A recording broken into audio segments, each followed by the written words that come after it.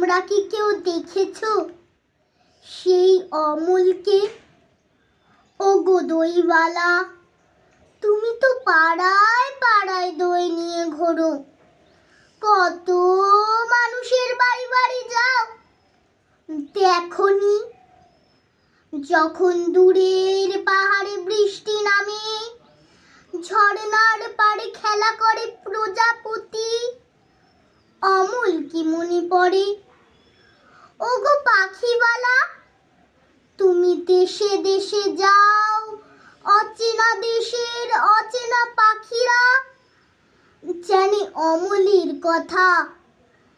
যেখানেই যাও একবার খুঁজে এসো, যদি অমলের দেখা পাও তবে তোমরা সবাই বলো সুধা তাকে আজও ভোলেনি।